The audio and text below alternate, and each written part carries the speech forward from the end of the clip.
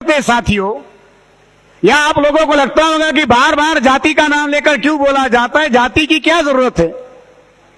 कम से कम backward class के लोगों को तो ये जानने की जरूरत है कि उनके साथ क्या हो रहा है। साथियों, अभी 7 अगस्त हुआ, 4 दिन पहले की बात है। मंडल कमीशन की रिपोर्ट को लागू करके लगभग 29 साल पूरे हुए, और 29 साल होने के बाद में बैकवर्ड क्लास का क्या स्टेटस है साथियों, उसके बारे में मैं कुछ आंकड़े आपके सामने रखना चाहूंगा। 10 जुलाई 2019 को लोकसभा में टीएमसी का एक सांसद था, उसने एक सवाल पूछा भारत सरकार को कि इस देश के सेक्रेटरीट में भारत की जनता की कितनी हिस्सेदारी है। जिसको आप भारत की जनता कहते हो, we the people of India कहते हो, उस भारत की जनता की सेक्रेटरीट में कितनी हिस्सेदारी है। तो आंकड़े साथियों मैं आपको जरा बता दूं, भारत के सेक्रेटरीट में 89 सेक्रेटरी है। जितनी भी मिनिस्ट्रियां है उसमें 89 सेक्रेटरी है। उस 89 सेक्रेटरीट में शेड्यूल कास्ट के हिस्से में 1, यहां जितने शेड्यूल कास्ट के लोग हैं वो सुने, 89 सेक्रेटरीट में शेड्यूल कास्ट का सेक्रेटरी 1, आदिवासियों के 3, और द ग्रेट ओबीसी जो अपने आप को बहुत बड़ा और 30 मार्क का जो अपने आप को मानते कि हम लोग सत्ता में, हमारे राज आ गया, जो घर में बैठकर कश्मीर में प्लॉट खरीदने का प्लान बना रहे, वो बैकवर्ड क्लास के लोगों के हिस्से में कितनी मिनिस्ट्रियां हैं? 89 सेक्रेटरीट में बैकवर्ड क्लास का ओबीसी का जो रिप्रेजेंटेशन है 0। 89 सेक्रेटरी है सेंट्रल गवर्नमेंट के मिनिस्ट्रियों में, और 52% ओबीसी का रिप्रेजेंटेशन है 0। उसके बाद आता है सेक्रेटरी के नीचे एडिशनल सेक्रेटरी, 93 एडिशनल सेक्रेटरी है, शेड्यूल कास्ट के 6, आदिवासियों के 5, और इसमें भी ओबीसी की बहुत बड़ी हिस्सेदारी है। इस बार भी वो पीछे नहीं हटे, इस बार भी 0 है। फिर एडिशनल सेक्रेटरी के नीचे आता है ज्वाइंट सेक्रेटरी, 275 ज्वाइंट सेक्रेटरी की पोस्ट है टोटल। इसमें शेड्यूल कास्ट के हिस्से में 13, आदिवासियों के हिस्से में 9, और बैकवर्ड क्लास के हिस्से में 19। टोटल मिला के 457 secretary, additional secretary and joint secretary की पोस्ट है। शेड्यूल कास्ट 20, आदिवासी 17 और ओबीसी 19। तो 457 में एससी एसटी ओबीसी की हिस्सेदारी 56। तो 56 इंच के सीना रखने वाले लोगों के हिस्से में कितना आया? 56। ये भारत का असली चेहरा है। बैकवर्ड क्लास के लोगों को क्या इन आंकड़ों की कोई जानकारी दी जा रही है? जो धारा 370 हटाने के लिए मोदी का बल्ले बल्ले कर रहे, मिठाई बांट रहे, पेड़े बांट रहे, यहां क्या किया जा रहा है उसके साथ? 2015 में ओबीसी के 314 लड़के यूपीएससी पास आउट हुए, और 314 यूपीएससी पास आउट हुए लड़कों को जब डीओपीटी के पास भेजा गया पोस्टिंग के लिए, तो डीओपीटी ने उनको क्रीमिलियर के क्राइटेरिया में फंसाया, और उसमें से 120 यूपीएससी पास आउट कैंडिडेट को क्रीमिलियर में डाल दिया और उनको पोस्टिंग देने से इनकार किया। यही हाल 2018 में हुआ। 17-18 का यूपीएससी का निकाल उठाकर देखो, 36 स्टूडेंट्स को डीओपीटी ने क्रीमिलियर के क्राइटेरिया में लगाया, 6 बैकवर्ड क्लास के स्टूडेंट जनरल मेरिट में आए, इस वजह से बच गए। 30 लड़कों को पोस्टिंग देने से इनकार किया गया। मात्र 5 सालों में इसी मोदी सरकार ने 150 यूपीएससी पास आउट ओबीसी के कैंडिडेट को पोस्टिंग देने से इनकार कर दिया। तीसरा आंकड़ा साथियों उससे भी ज्यादा चौंकाने वाला है। मोदी सरकार की कैबिनेट के पास में पहली बार जस्टिस रोहिणी कमीशन की रिपोर्ट रखे गए, और ये रिपोर्ट भी यही आंकड़े बताते हैं सेंट्रल की जो ओबीसी की लिस्ट है, उस लिस्ट में से लगभग 1997 कास्ट जो है वो नौकरियों में 2.6% है। 1997 कास्ट नौकरियों में कितना है? 2.5%। उसमें से 994 जातियां 994 कास्ट ऐसी है जिन जातियों को आज तक सेंट्रल गवर्नमेंट की एक भी नौकरी नहीं मिली। तो क्या बैकवर्ड क्लास के लोगों को जो आश्वासन दिया गया था आजादी के समय में कि उनको शासन और प्रशासन में हिस्सेदारी मिलेगी, उनके साथ न्याय किया जाएगा, कहां है बैकवर्ड क्लास? अरे जो लोग आपको गिनने के लिए राजी नहीं है, हक अधिकार कहां से देंगे? क्यों जरूरत होती है कास्ट बेस्ड सेंसस की? हर बार सुप्रीम कोर्ट में बैकवर्ड क्लास के रिजर्वेशन को चैलेंज किया जाता है, संख्या नहीं है किस आधार पर देंगे। मराठा रिजर्वेशन को चैलेंज किया गया, आंकड़ों के आधार पर यह किया गया। और साथियों, सवाल केवल ओबीसी की सेंसस का नहीं है। जो आंकड़े 2011 के सेंसस के पब्लिश हुए हैं, उसमें शेड्यूल कास्ट का जो पॉपुलेशन है वो 16.6% है और आदिवासियों का जो पॉपुलेशन है वो 8.6% है। अगर ये टोटल किया जाए तो लगभग 25.2% है। अब आप कहोगे कि इसका कास्ट बेस्ड सेंसस का SC/ST के क्या संबंध है?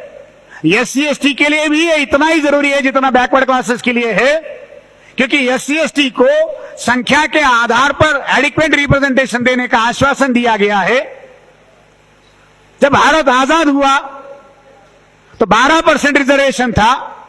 1971 के बाद इसको 15% किया गया और साथियों 71 से लेके 2021 तक लगभग हम ये कह सकते कि 50 साल का समय हुआ।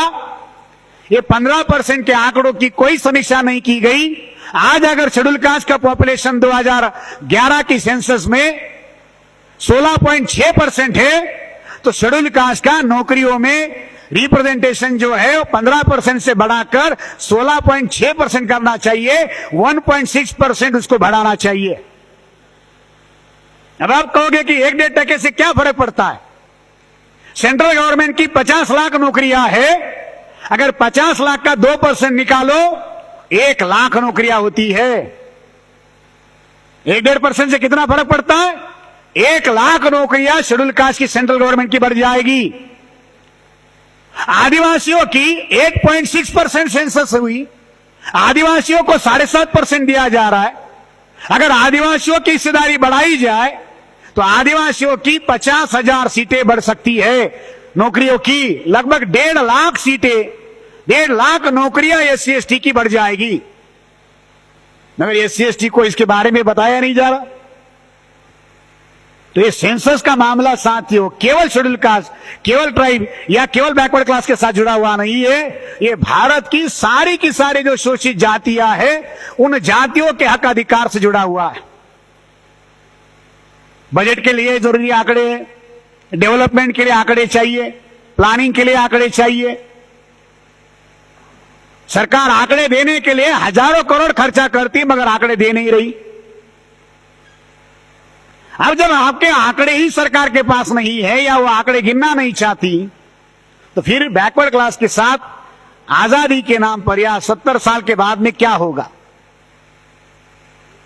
10% आरक्षण देने के लिए ब्राह्मणों ने जितनी जल्दबाजी की, 15 दिनों के अंदर राष्ट्रपति के द्वारा ऑर्डर निकाला गया, 2 लाख नई सीटें बढ़ाई गई, उसके लिए बजट एलोकेशन किया गया।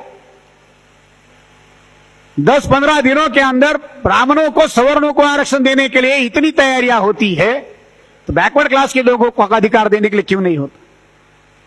2011 में मामला बना था, उसके साथ धोखा हुआ।